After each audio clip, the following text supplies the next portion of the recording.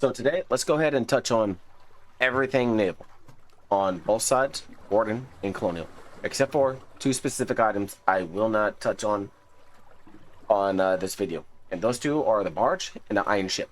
I will not touch on those in this video because those I value more as logistical style ships, which in a launch video you will understand why I say that and everything else. Now, before we get started, you can see at the start of this video I am on the Warden side, and I will be covering the Warden vehicles first.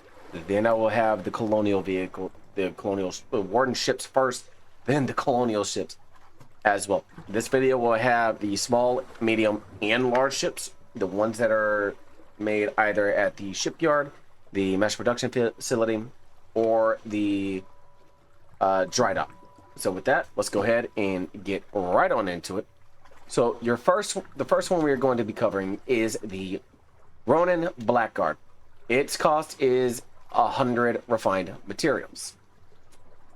So still on dead branch, we're going to go ahead and get our refined materials, come over to the shipyard, and then start building our ship. So when you're at the shipyard, anytime you're trying to hand build any style ship, whether it be, you know, your aqua tipper barge, your iron ship, your fathomer, or anything of that nature, make sure you have the required items in your backpack, and then you just left click and you are good to go. Now we're gonna speed this up a little bit and then we'll talk more about it.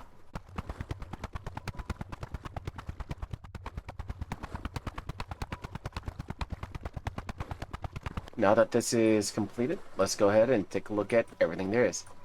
From here, this is your driver's seat, and it will either take diesel or petrol. There's no refueling source nearby, which is fine. Your main turret, your main gunner right here, and your stockpile, which it can hold 10 Fury shells in total.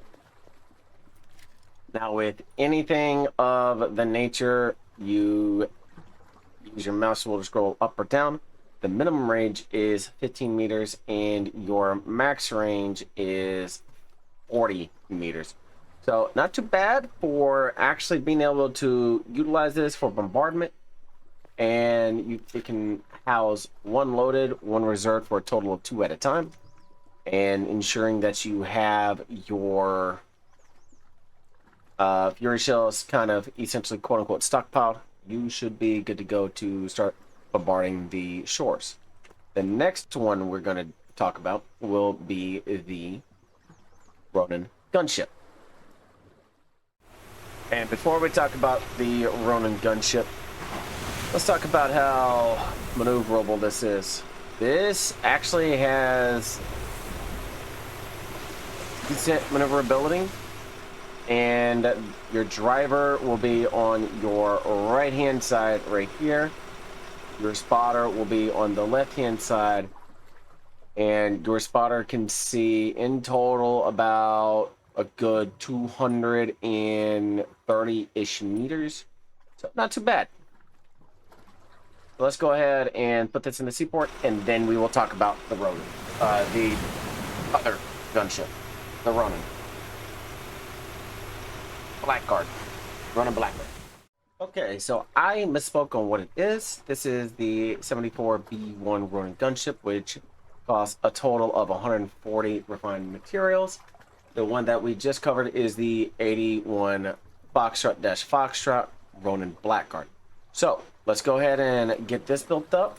And as before, we can go ahead and go from there. And I will be back once this is completed, and we will talk about everything that this features. And now that we have this built, let's talk about what it boasts.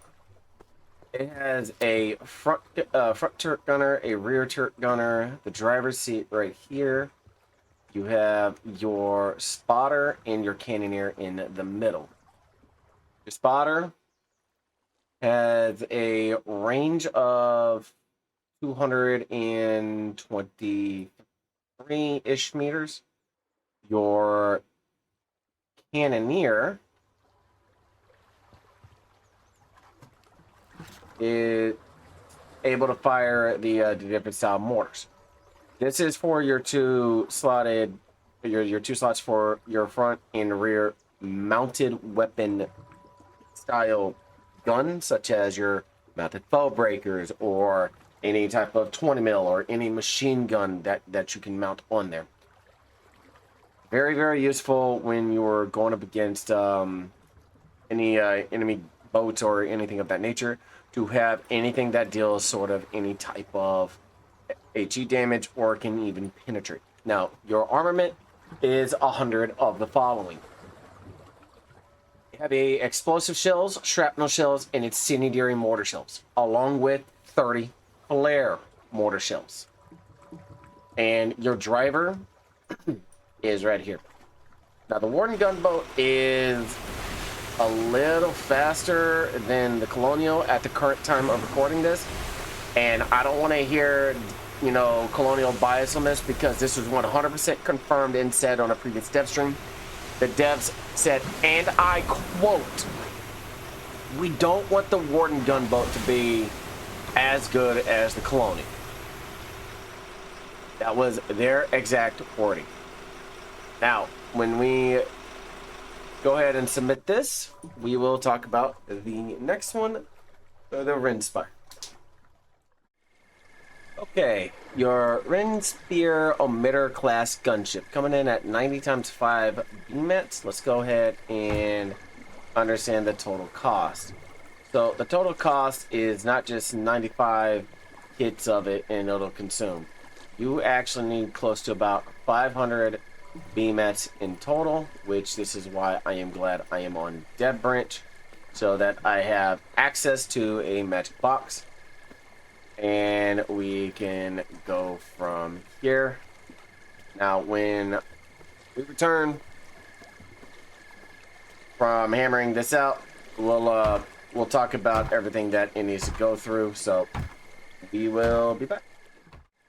Okay, your 68 Alpha-4 Ronan Fathomer, coming at 125 times 2 BMETs, which would be in total 250 BMETs. And blueprint on it looks weird, but once it's completed, we'll take a look at everything, and we will be back once it is completed, so we can take a look at the armaments, how it handles, what its functions are, everything. And now that this is completed, let's talk a little bit about your Rinnspeir Ornitier class gunship. 30 RPGs and 80 30 mil with an additional slot for, say, BMETs or so. Your front gun is your or your bow gun, which is your RPG. Your side guns, which you have to climb up a ladder to, and for some reason it's not allowing me to. Oh, there we go. Your side guns, which are your 30 mil. Both sides. It is a double shot 30 mil. So 40 rounds per each, 42 per each, I would say, because it's a double shot. You can carry an additional 4 more loaded up. There's a spotter here, which you can look up to around the same as the previous gunboat, and I've heard this thing handles like absolute ass. Which, yeah, it's I can understand why. This one's not maneuverable, so I do foresee people utilizing the other gunboats more, or trying to capture, you know, something a little better or anything of that nature. But I mean, overall, it's a decent concept and pretty cool. And again, at the time of this recording, it's just basically what has been given out to the community. Next up, we will talk about the Fathomer. Now that this has finally been built, let's take a look at this. It fires a 20mm anti-aircraft gun. It has a capacity for 20 total canisters, with an additional slot for, say, BMATs or for something useful that you would be needed. Now, on here, it looks kind of interesting. So you have a spotter in the starboard beam, right here, and its max range is 220-ish meters. You have your driver and your gunner. So your gunner is going to be towards the back area of the middle. And from here, you basically just aim and you are good to go. And the speed on the rotation's kind of decent at best, but not something that's alright. I mean, hopefully it's pretty good that you can shred some enemies with and everything else. And it has a total round capacity per canister of 20 mil of 100 rounds in total. Let's see how this handles. Backing up, it seems to handle fairly decent. Not too bad.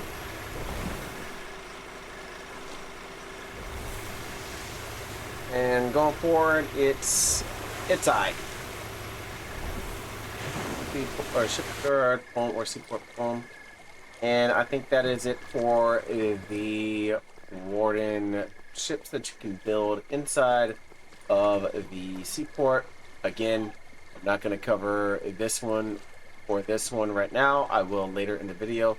And these two I will cover on logistics. Let's go take a look real quick to see if these two, or if not those two, but the other ships that you can build at the shipyard can be made inside the mass production facility, which I have my suspicions.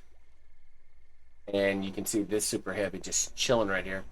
Typically, you would not want to leave a battle tank or anything that's used to be built on large pads or anything of that nature unlocked, as partisans and players who are considered alts can easily get into it. Okay, so your MPF ships are the 81F-F Ronan Blackguard, 74B-1 Ronan Gunship, your Ometer class gunship, and your Bellweather and your the neutral. So 3 of them you can MPF is what it looks like.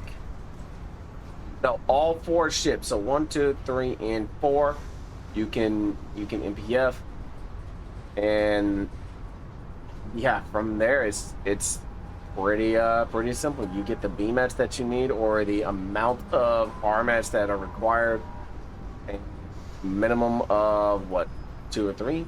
Well, no, you can, I guess you could do a few of them, but most people would go full out 5. So yeah. All right, next up we will be talking about the large ships and everything that they have, so stay tuned. Okay, we are now covering the Warden Large Ships. You would essentially be needing to have a dry dock, which I am on, in order to make the items. There is a battleship that is docked, which really allows me to go and explain what things are.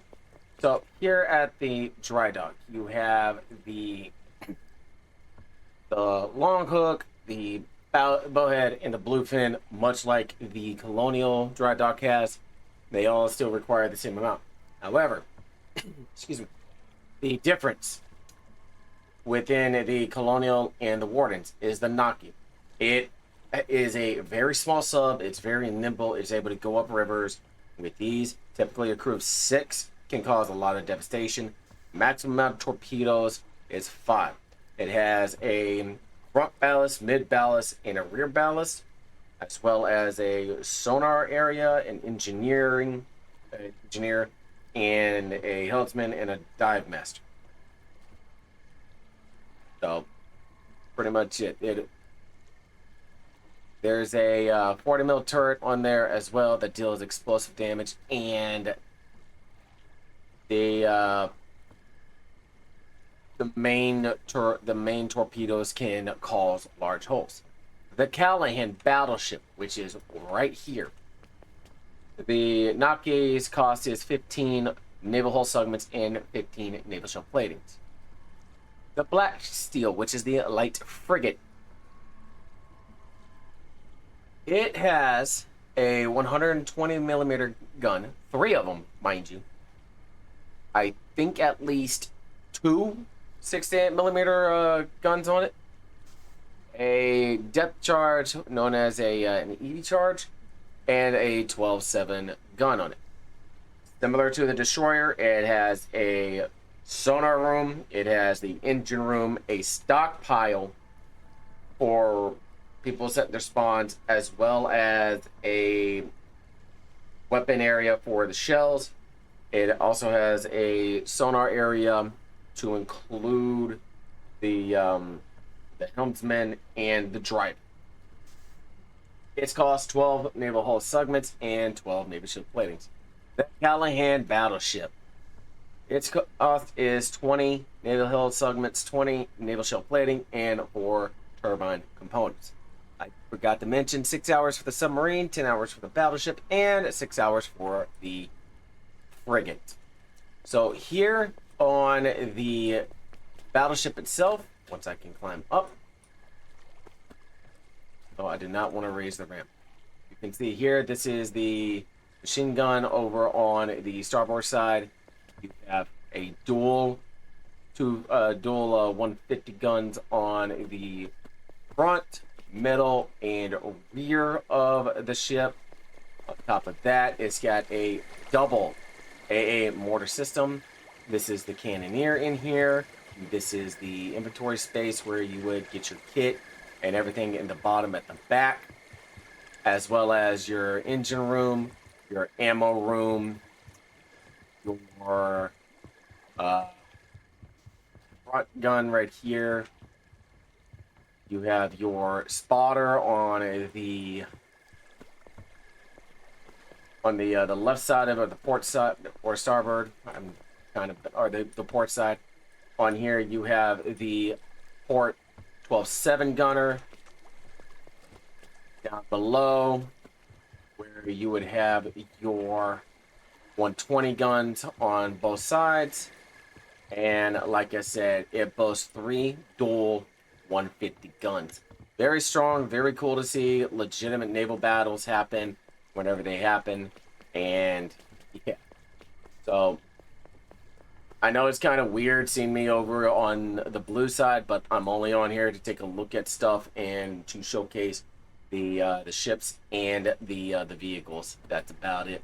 Whenever I do the infantry covering, it will be on the live war, and it will be on the it will be whenever I jump over to the Warden side to play there for a full war. Now that they have been released, the aircraft carriers for both factions, we're going to talk about the Warden Aircraft Carrier first, and then we are going to go ahead and talk about the Colonial Carrier as well. So within here, the Warden Aircraft Carrier is known as the Mercy. It uses heavy oil for fuel. It boasts an armament of 20 millimeter and 12.7 millimeter. It requires 10 hours to make, with needing 25 naval hull segments, 25 naval shell plating, and 4 naval turbine components. From here, once you get it built up, you'll see the blueprint go, and once it's completed, you are good to go. Now, right off the rip, some people may not like how this is and how it looks, but I think it looks kind of useful, honestly, especially whenever you need to get your ship, not your ships, but your planes going. With 3 catapult launchers, you can get it going pretty easily. Now, inside the inventory, this is where you'd be able to spawn from the home region and everything else. Right here in this center compartment. Okay. Right here in the center compartment, you're able to piece together your plane for whenever you enter here. Let's see, undeploy. You have parts in here for that whenever you're able to piece together a plane that you need. Then over at this part, this is where your bow catapult launcher is. This is also where you can have storage components for different style ship balls and large items, such as your metal beams, your 20 mil, your sea mines, your artillery as well. And then on both sides of the engines, in the middle of it, you have the crane operator. This is what's used to grab the seaplanes that use the catapult launcher and a means to be able to launch them. Now, we will be covering the Colonial Aircraft Carrier as well. So whenever I switch back over, we will go from there.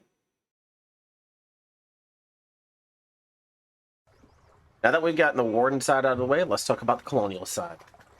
As you can hear and you can see very easily, I am over in the Colonial side now. And with that being said, let's go ahead and get this knocked out. So the 4 ships that we're going to cover on the Colonial will be the Lucian, the Charon, which had an overhaul and overwork on it, the Sombre, and the Strider. So first one first will be the Lucian. At 100 refined materials, it's a pretty straightforward, pretty easy built style boat. And yeah, it's pretty cool. So we're going to fast forward here and we will talk about it after it's built.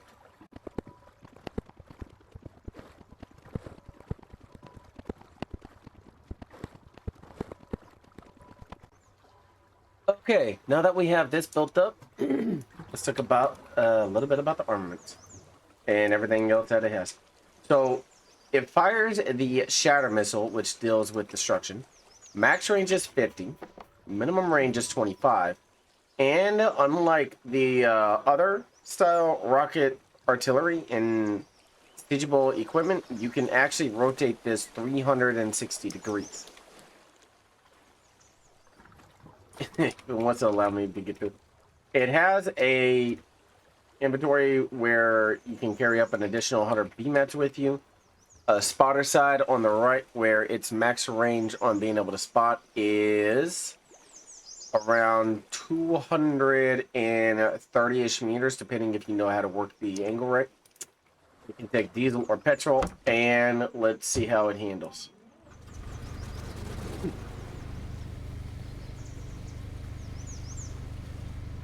So this doesn't move the greatest in comparison to other boats when reversing. And moving forward, it feels very, very sluggish. So use it at will, or use it, with caution if you decide to. And we will just click here, submit. Now, when we come back, we're going to talk about the next ship.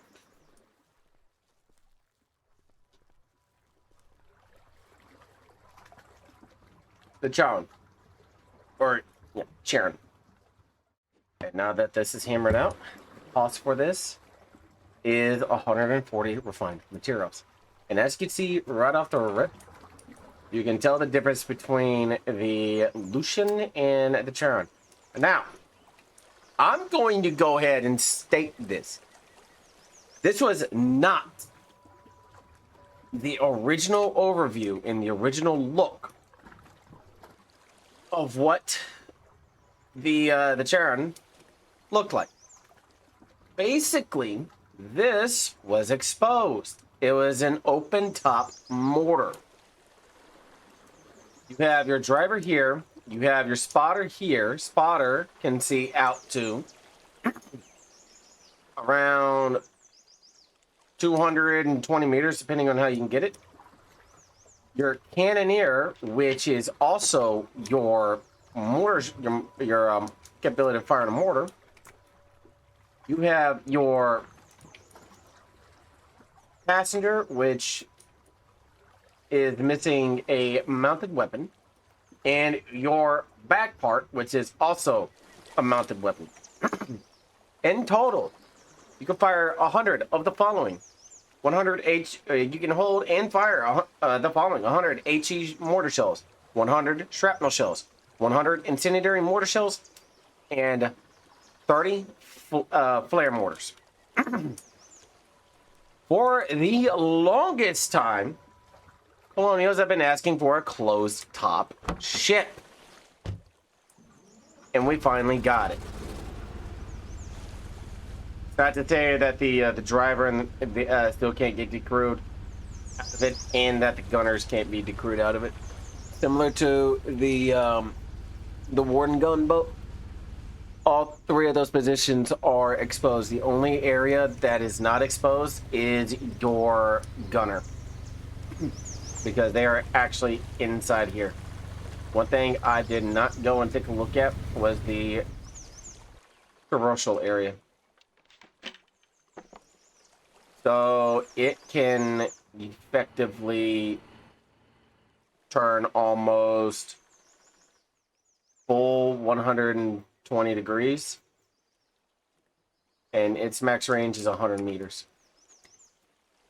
Now, both gunboats feature a direct and indirect fire mode.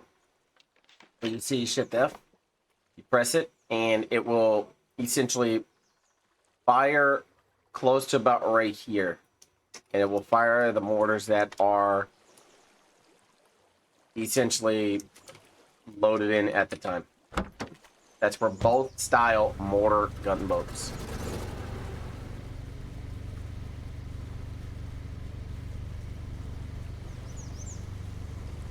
Alright, the next ship we're going to talk about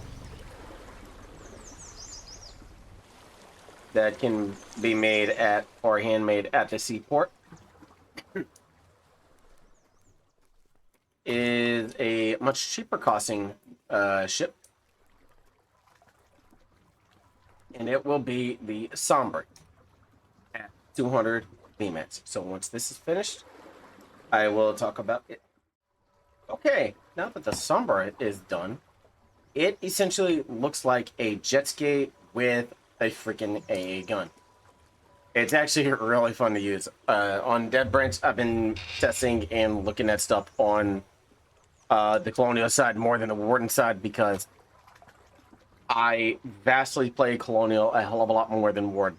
Sorry, but no, I don't consider myself a Colonial loyalist or a Warden loyalist. I have played both sides, and for me, my main focus is with the Colonials. If that upsets you, I'm sorry, but eventually, throughout a couple wars later on, I may come back over and mess around with the Wardens. Anyways, talking about the Sombre. It has the 20mm slot with 20 additional cans.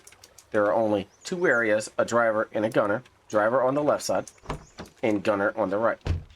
And you can see the turn rate on this is a lot faster than the Warden counterpart. The reason being is it doesn't really have that additional range that it does, which I can understand, and it has more ammo. And as far as driving this, like I said, if you understand how to actually utilize the spacebar and the handbrake on vehicles, you can literally make this like a moving jet ski. This has been one of my favorite things to test out with it, especially with the upcoming stuff. And I do foresee multiple of these being placed in strategic areas within waterways and stuff. So let's go ahead and submit this, and we will talk about the last faction-centered ship for the Colonials, and then I will talk about the two neutral faction-style ships that are coming up. The next one will be the Strider.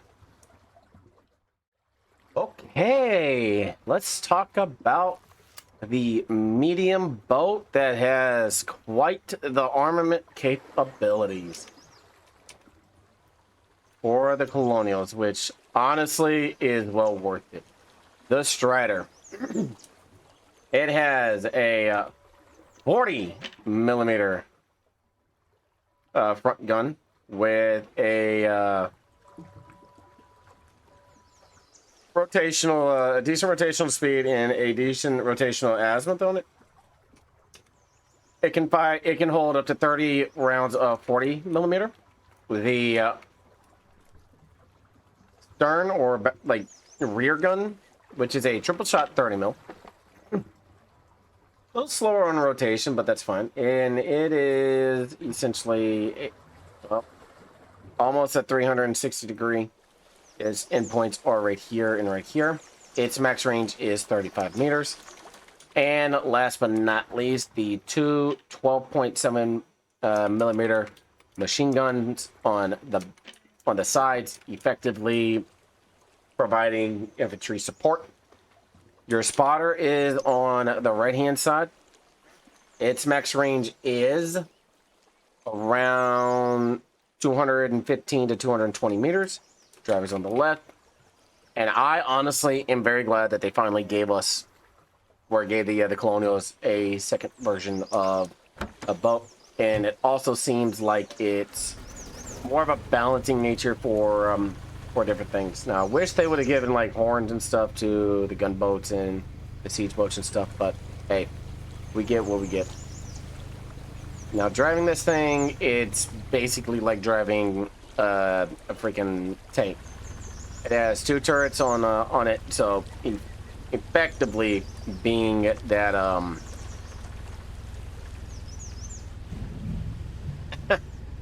I hit the mine there.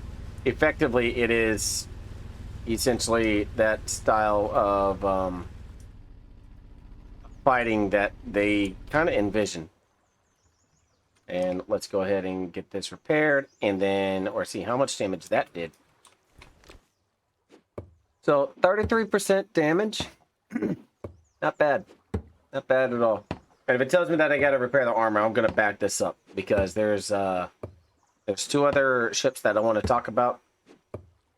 The mine layer and the essentially the crate carrier. Those are the two that I want to talk about next, because those two are neutral faction. And then whenever we get to the MPF over here, we will discuss the cost associated with each ship, starting with the four neutral factions first, and then the faction specific for the Colonial. So once this is repped, hopefully I need to submit it and not do the whole drive it back to the shipyard, rep the armor and everything else. So let's do this, and we are good to go. All right, the last ship that I am going to talk about, which is faction specific, will be... Oh, that was the faction specific. Okay, never mind. So I've talked about the Lucian, the Charon, the Sombre, and the Strider. Next up will be the newest one, the light freighter, the Krokodile. All right, at 100 VMAX, the Krokodile is a very, very unique looking ship, and that it can hold uncrated, so far as what I'm aware of, items of lodging. Now, what we're going to do is I'm going to pull over to the seaport. I'm going to try to see if I can't pull a crate of items and go from there. It has a driver and a spotter position. Spotter, if you're taking, somebody out with you, spotter is used to see items that are close by, a very short range. So, and it has a horn. Let's go. So I foresee this being used a little more than Iron Ship, because one, it moves a lot better. And two, honestly, it legitimately just looks like a barge. It literally looks like a ship channel barge. I'm not gonna lie, this looks cool.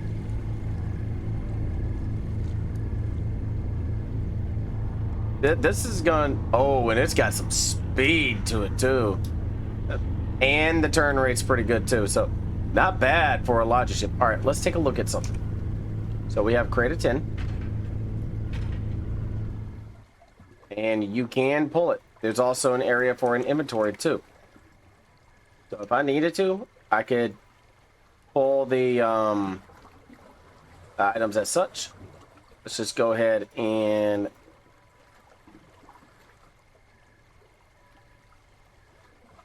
take a look at here. Oh, can't store that. I'm not interacting with the seaport. There we go. So we're going to put that in here.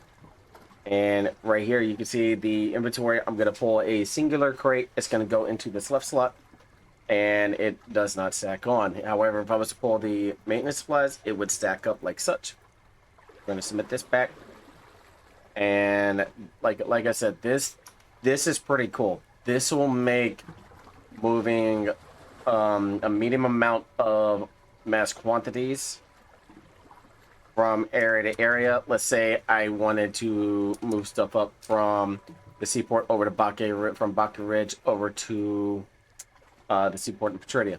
Instead of having to take an iron ship and load it up with 5 shipping containers and everything else, this will make things a little easier. So Waterlogy just kind of got a buff.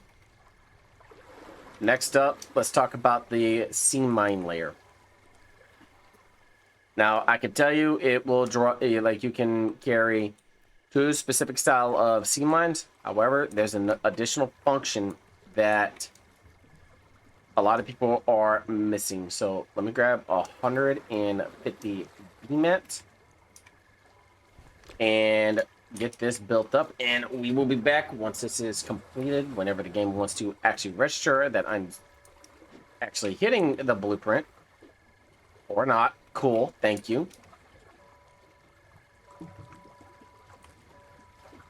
There we go. Now we'll be back. All right, last but not least, in the neutral new ship that we got, we have the Bellweather BAC with a defensive gun that can ward off enemy fighters. I guess you can actually enter there. It's a 75 round drum, I wouldn't even, or can of 12.7 millimeter. It also has the ability to lay sea mines or submarines, sea mines for large ships, and also carry maintenance supplies.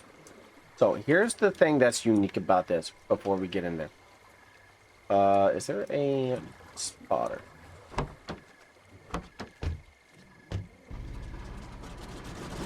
There's not a spotter. Interesting. Okay. Here's the interesting thing about this. With the sea mines, you can actually make a minefield. What you do is you will fill up your hull breaker mines and such, and be able to lay the minefield in accordance with what you want. We're gonna test this in a real setting, and honestly, I kind of dig the speed of this. Now I'm gonna avoid this mine right here, but I personally want to take a look at something.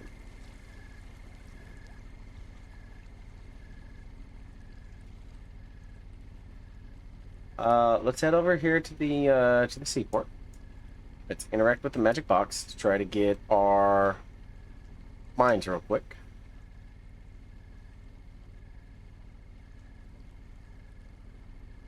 We're gonna grab 2 of those. Submit those to stockpile. And you can see the mines here. Now, I will tell you, in order I did not want the hammer. No. In order to utilize the mines, you can only store one at a time. Now, from here, can't place that from here, so let's try it this way. Oh, I'm in the gunner. There we go. That's how you do it. And so that I don't screw anybody over, let's just go ahead and back this up. I'm going to place this here.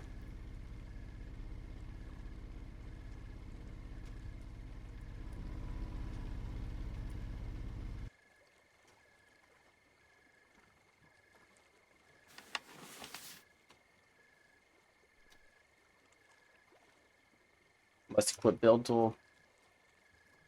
Why are you not allowing me to build a minefield? It says testing. I didn't have the notion to test stuff. So place this. And interesting. Okay.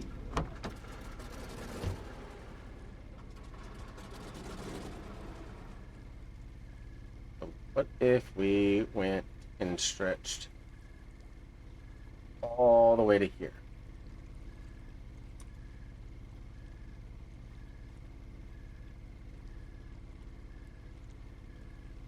All right. Well, this is going to be an interesting little test. Once I figure this out, I'll let you know. Okay. I have figured it out. So you cannot place it on the side. Whenever you have the sea mines more than 10 or more, you'll put it behind you, and then you'll just start left clicking until you have your minefield built. It will require 10 mines in total. And here you can see I have 2, 3, 4, 5, and it requires 3 more. That's 3, that's 2, 1, and 0. And now the minefield is built. So, yeah. I'm just going to back this up on it, possibly kill the ship. And when we return, we are going to talk about the MPF costs associated with the colonial ships and the 2 neutral ones. Oh, there we go. Okay. We will be back. Turning the large ships. I'm glad you asked. First thing that you would have to do is build yourself a dry dock. From there, you can decipher what ship you want to do. So I am actually on a dry dock right now. If I get to the interaction screen, I can show you what each one can build for the colonial, and I will show what the wardens can be built. So for the BMS style, the quote-unquote neutral faction, you have the Longhook, the Bowhead, and the Bluefin. The Longhook is more or less a mobile forward positioning bunker. There is one right over here, which we will go take a look at. Your Bowhead is a moving resource container, and it can also transport mobile harvesters as well. It is extremely useful for transporting vast quantities of resources over long distances. The Longhook takes 8 naval hull segments and 15 naval shell plating. The Bowhead, the same amount. Both have a 4-hour timer to make. Your Bluefin is a mobile seaport. This is where, if you are setting up a beachhead or anything in that nature, you can have a Bluefin go drop anchor on a beach, open up the doors, and then you're able to go and see what's inside of it, utilize it to bring resources to a critical area, and continue going on. Its cost is 25 naval hull segments and naval shell plating. All of these items that I say for the like the materials can be made on a Naval Works platform, which is an upgraded small pad for the facility players. Which it is right here. This is your Naval Works. This is what where your hull segment, your shell plating, and your turbine is created. Next is your Conqueror, the Destroyer. And lucky for us, there is one right here. Its cost is 12 naval hull segments and 12 naval shell platings. The creation time is 6 hours. Next, you have your Battleship, which is right here. Its cost is 20 naval hull segments, 20 naval shell plating, and 4 naval turbine components. Once I find a submarine, I will show what it looks like. I have not seen one in this channel yet, so it is going to be hard to find one. Its cost is 15 naval hull segments and 15 naval shell plates. Because the destroyer is right here, we're going to go ahead and swim over and board it. Then I'm going to talk about the battleship. So what I mean by board it, jump in the water, swim over.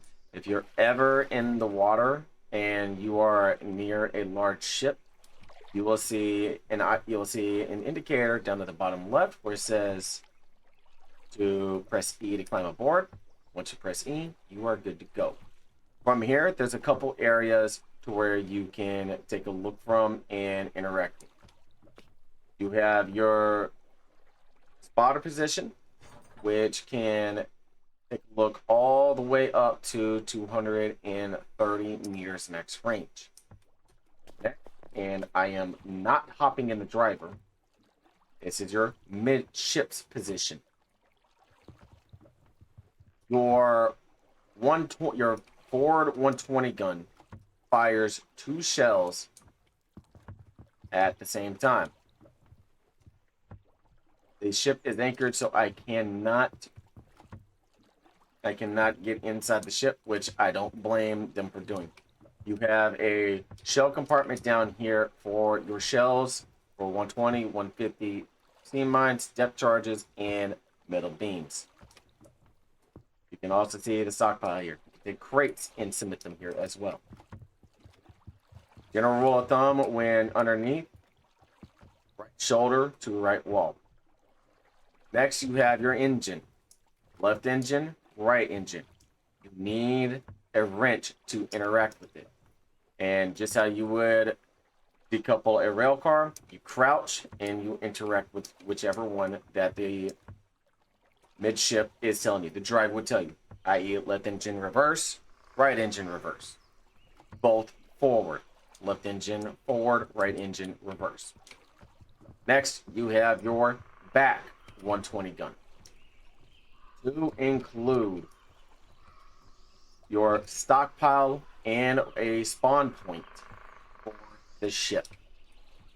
It is highly recommended to ensure that you have it very well stocked and that it is extremely useful and very well done. Take a look. I know there's got to be a sonar indicator somewhere. Unless they do not have a sonar here.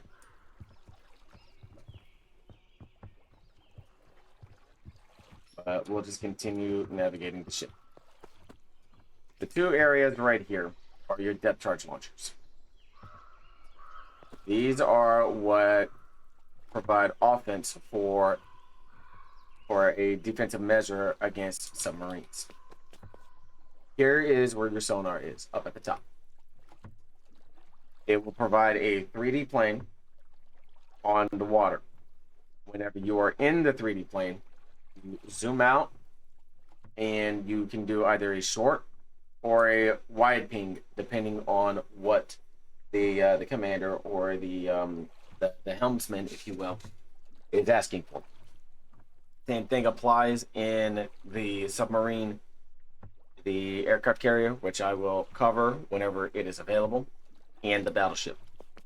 Next, you have your top gun, which is your 40 mil.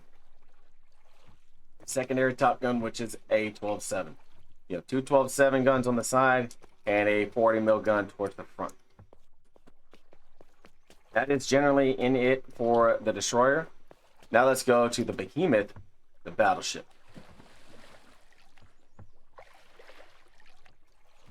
So your battleship is a Big Bertha variant, if you will, of the naval ships.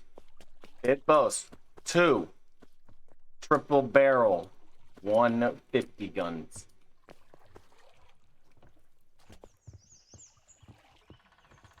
One 120 gun.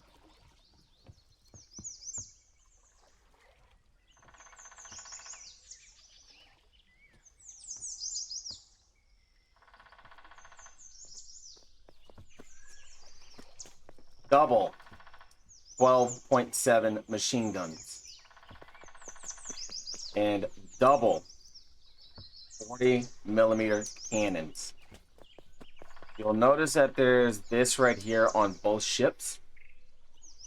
It provides its own defense when anchored. Up top, you have your areas that you can interact with and that you can get inside certain areas. Over here on the port side is the gunner. And again, I'm not going to fire anything or do anything of that nature. But this is also used for spawn points and stuff of that nature. Unlike the destroyer, I do not see the depth charts, which is interesting. Battleships are not meant to be able to take and hunt subs. That is a destroyer's job. And you can see how it has a much larger array for any type of intel, because it provides a very wide range of intel. No ship goes without any type of sonar or any type of spotting position. The spotter for the battleship is 240 meters max range.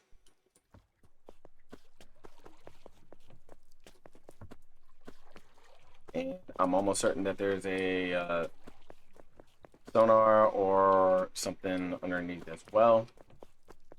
So let's go ahead and take a look. You can see where the it has a dual engine similar to the destroyer, but they're much larger. Here you will have two people working in tandem, one designated on the left side, one designated on the right side, because when you need to turn really fast, unless they're good at what they do, it's good to have two people. Here in the back, you have your shell room.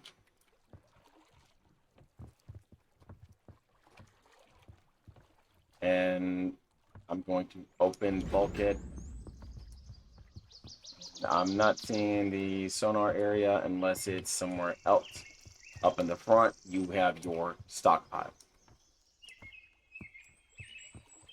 So, like I said, once the aircraft carrier is available, I will have a video covering that, because there's some better functionalities on it. So we are going to try to get up here and head over to the Longhook. And I'm going to try to see where there's a bluefin so I can show what the inventory of it is.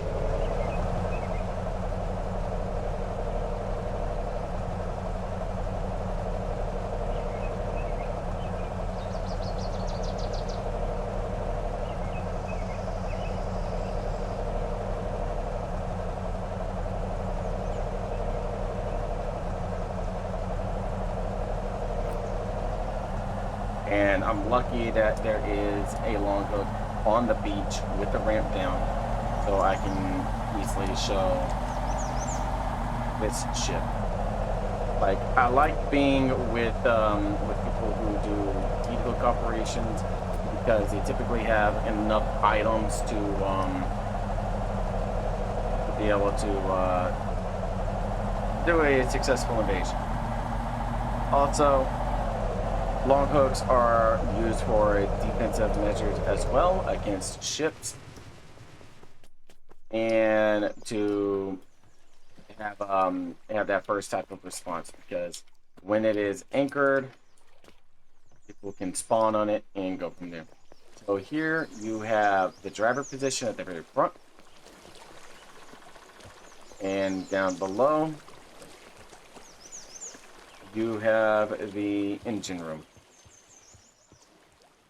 That is pretty much it for the operation on it.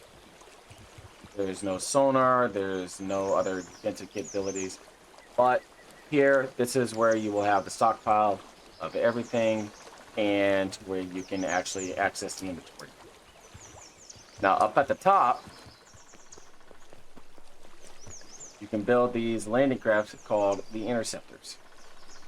Very, very small amount of beam mats, and you can actually transport quite a few troops from the Longhook to whatever area you need to. Also, the interceptors are very useful for water navigation and water reconnaissance.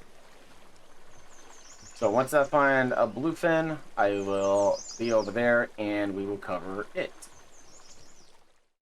So as I mentioned, once I found where a Bluefin was, I would be heading over there. There are two of them over in the Krithia Patrician area, so we are going to head directly over there.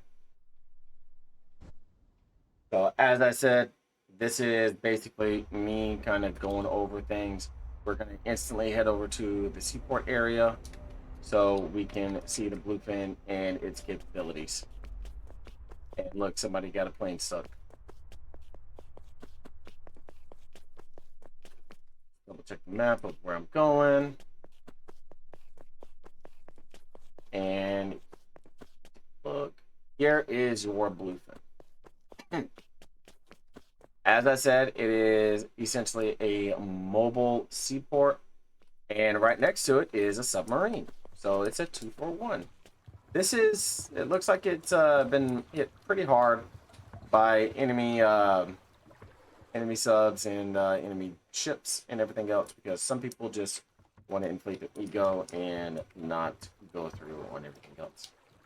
So your Bluefin has two rear engines, one left, one right, and you use a wrench like the other ships to actually be able to utilize it.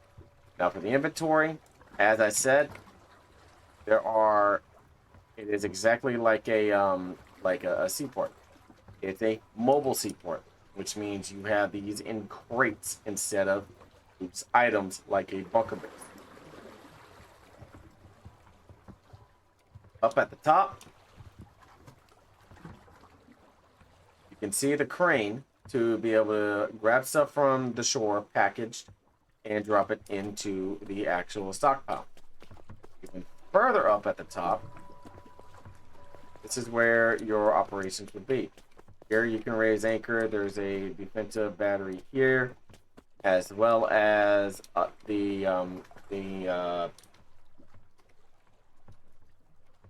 embark driver, the driver position, the spotter, and its max range is around 230, 240 meters. And last but not least, we have the crow's nest area, which I'm almost certain once it is unanchored, you are able to get up. Now let's cover the Trident real quick. I'm not a fan of the Trident because of its sheer length. However, it does boast one functional capability over the Naki, which is the Warden's submarine, and that is the 120mm deck gun. It is very good for strategic strike. Below is where we're going to start at the front, work our way to the back. Below is where you would find your torpedo tubes and where you load it in. Here, you will actually have the ability to open up the inventory to load the torpedoes. You have your main ballast or your front ballast, as you, if anything. Your negative ballast control is towards the very front stern. Over here, you have your starboard gunner. On the left side, your port gunner or your torpedoes. The Trident can fire 2 torpedoes at a time, where the Naki can only fire 1 at a time.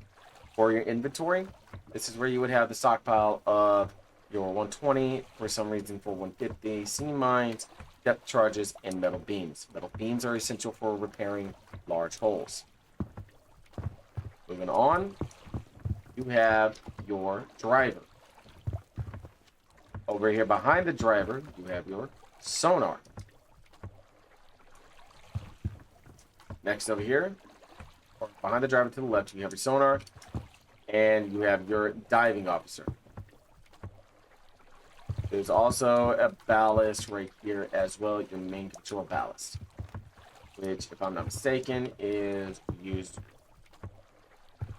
to adjust the depth of what you do.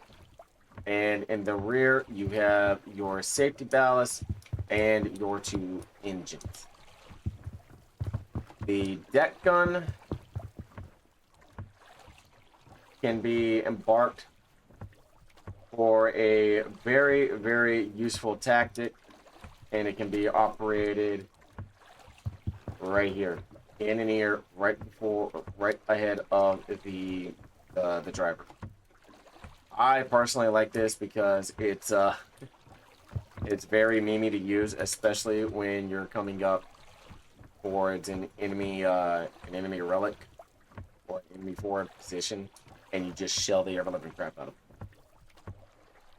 To whoever the regiments that built the ships, just know that me just moving about on your items is not in a means of trolling you or showing, oh hey, it's the Colonial Naval Museum. No, it's a means for me to showcase what the large ships are and how they are functioned and how everything else is. Colonial Aircraft Carrier, which actually looks more of a legitimate aircraft carrier than the Warden's counterpart, where it is a catapult launching ship. To build the the Poseidon. It is. I do not think it's 30 seconds, by the way. I think this is a bug.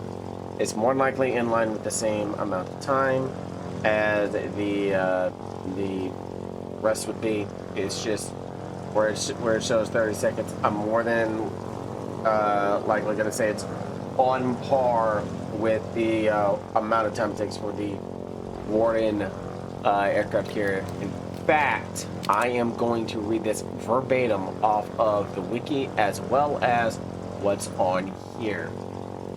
So, the total amount of parts that you would need would be 20 naval hull segments, 20 naval shell plating, and 4 naval turbine components. Now, let's go to here on the vehicles.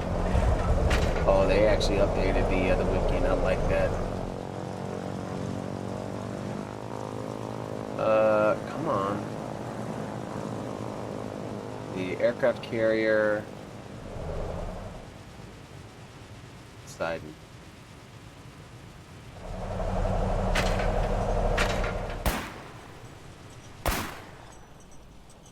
They're saying 30 seconds, but I doubt it. I think it's going to be on par with the aircraft, if anything, because typically whenever you have a ship, like 1-for-1, it's either going to be anywhere between 8 to 12 hours for it to make. That's going to be my guess. At the time of recording this, I have no idea.